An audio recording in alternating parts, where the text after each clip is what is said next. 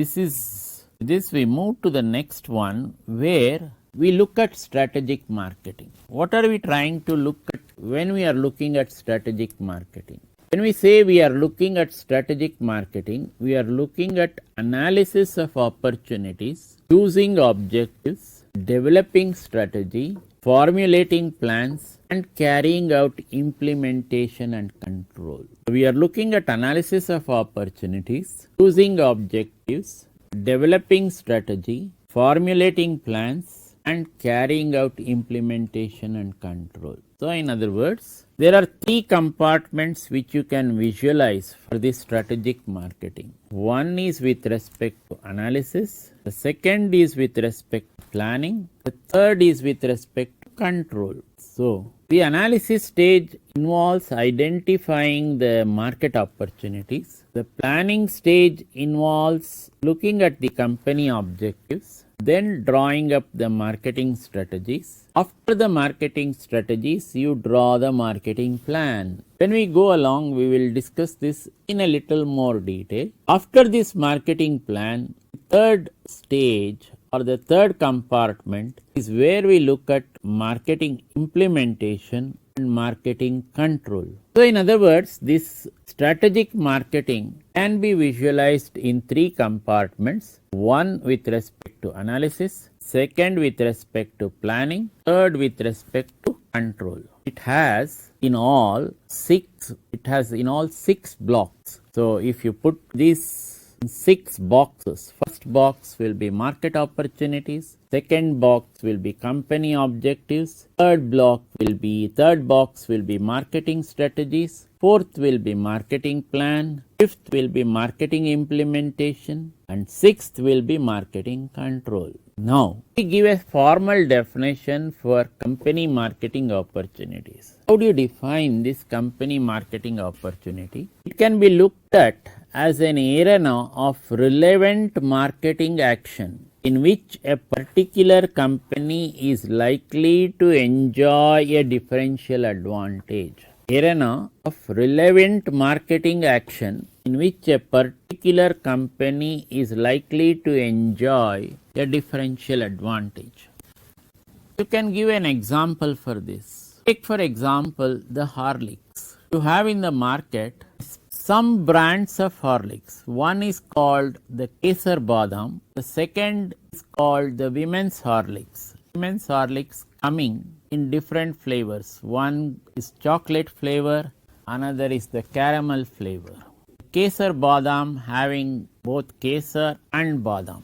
So, these two products which are introduced by this company, they enjoy a differential advantage. That is, the product characteristics are such that the other competitors, they are not as of now able to put out a challenge for this particular products which are introduced by this company. So, you have the Kesar Badam, you have this Women's Horlicks in the market holding a very great sway. So, if you go to any retail marketing store or even a wholesale marketing store, you find a good demand for these two products. So, this is what is called a differential advantage. Similarly, if you take this Gillette company's Mash 3, what is this Mash 3? The company claims that it is making use of a triple blade technology to give the user a very smooth shave.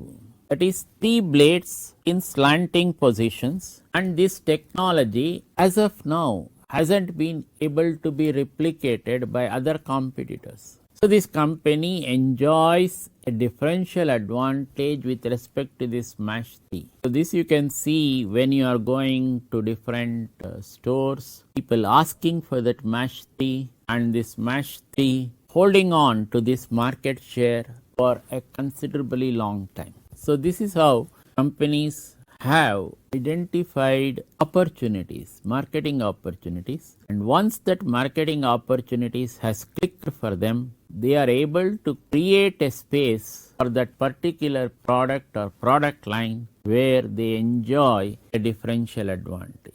Now, with this, we look at how a company can look at growth opportunities. What are the methods by which it can increase the growth. There are three ways you can look at growth opportunities. One is intensive growth, second is integrative growth, third is diversification.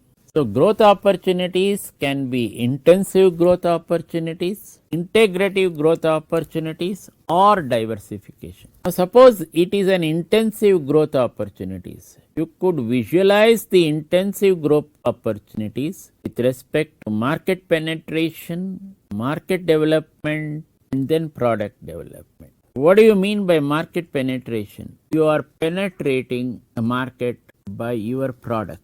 Okay, there might already be a product there. Does not matter, because that one particular product or that particular competitor or competitors cannot be filling in the entire market space. So you might also come to that market space with your product. That is what you are seeing right now with respect to many of the products which are being sold in the marketplace, especially with respect to consumer marketing.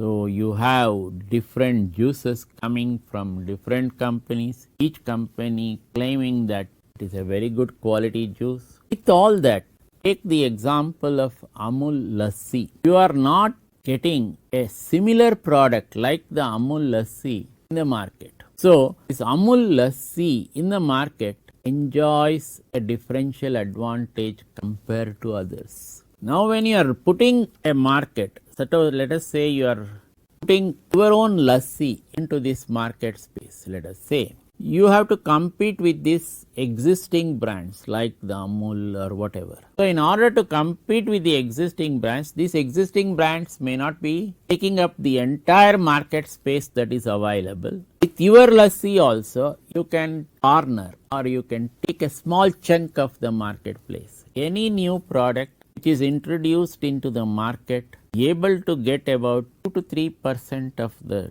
market share is good enough. Okay. So this is where you are looking at market penetration. Once you penetrate the market, the idea is to develop on that market. That is, you increase the market share. Once you increase that market share, you may also try to find out whether the market wants different types of products in the same line. So you may have a lassi, you may have a mango lassi, some other type of lassi, all those types of things which the market would be willing to lap up. So how do you develop the different types of products? So all these three, that is a market penetration, market development or the product development, come in the category of intensive growth opportunities. Then when we are looking at integrative growth opportunities, again we are looking at backward, forward and horizontal. What is this backward, forward and horizontal?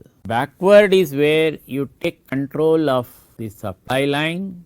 Forward is where you take control of the distribution line, and horizontal is where you take control of your competitors. Okay. So when do you go in for these integrative opportunities? You go in for these integrative opportunities when the basic industry has got strong growth future. So I have taken an example of a company called Automotive Axles in Pune.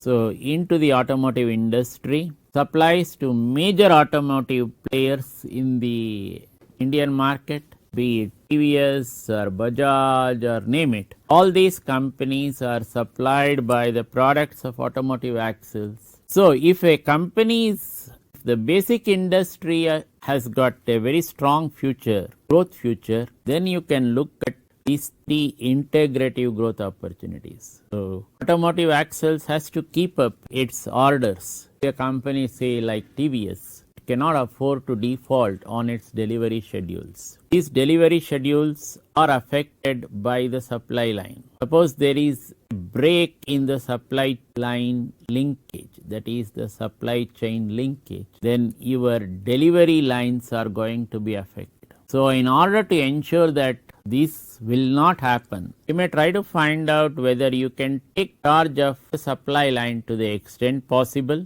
Similarly, with respect to the distribution line, if it is possible, so that your order chain will always be on time. This is the second growth opportunity. The third growth opportunity is what we call diversification. So when you look at diversification, it is when the market outside the present core marketing system provides you great opportunity. For example, you look at ITC. It was facing a lot of problems, whether it was with respect to curbs on the use of tobacco or smoking. So government insisting that on each of these cigarette packs put a warning sign to the consumer saying that smoking is injurious to health. Even with that warning, if he still smokes, that is up to him. So from the company's side, you put that warning in a box saying that smoking is injurious to your health. And each time a budget used to come, one of the candidates for increasing the price used to be your cigarettes. That is, the cigarette price always used to go up whenever a budget is presented. Given this type of a scenario, ITC was looking at whether it can go to another field or another marketing system away from the present core marketing system, which can be a good opportunity for the company. A market research study undertaken identified for ITC the hotel industry as an opportunity outside its core marketing system. So it was suggested to ITC to look at hotel industry as an opportunity. Result, ITC took the plunge, and the hotel which came was the Windsor Manor in Bangalore, very near to the Vidhan Saudha, and it is considered to be one of the most popular 5-star hotels in Bangalore even to this day. So even after nearly 3 decades of operation, you find that this hotel is still able to maintain its prime place with respect to the star hotel industry. So that is where you look at diversification. It is something which is away from the core marketing system. ITC in the cigarette business, coming away from that cigarette business to an entirely new field like hotel industry, and still succeeding in that. So a wonderful experiment which was done very successfully by this company.